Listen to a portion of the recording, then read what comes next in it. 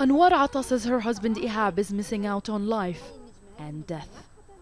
He was in an Israeli jail when his 4-month-old daughter Mira was born. And he was also in prison when Anwar lost her twin babies, born prematurely in 2020. The 48-year-old has spent nearly half of his life in Israeli military jails. Lately, Israel has been detaining him without a charge or trial. Ihab often jokingly tells me that I need to build a life around him being with us only for 2-3 months, as he spends the rest of the time in jail. Under Israel's policy of administrative detention, Palestinians can be held in jails indefinitely. And now Ihab and 29 other Palestinian prisoners have started a hunger strike demanding Israel release them.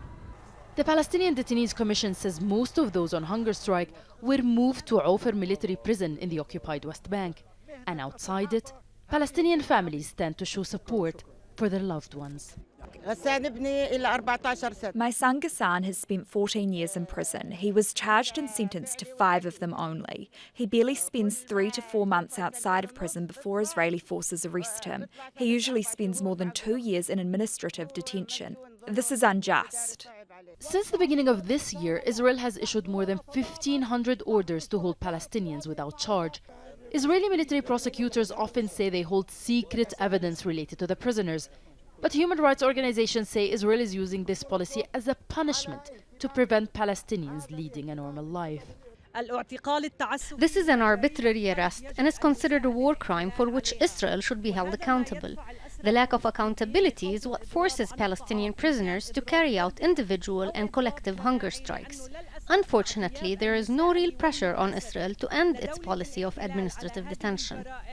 Through Israel's decades-long occupation, hunger strikes have been one of the main tools used by prisoners to achieve their demands. In the past decade, more than 400 have staged individual hunger strikes to protest against Israeli prison policies. Prisoners hope a collective strike would mobilize support among people on the streets, as there are few Palestinian families who haven't had a member, friend, or relative get arrested since 1967. Nida Ibrahim, Al Jazeera, the occupied West Bank.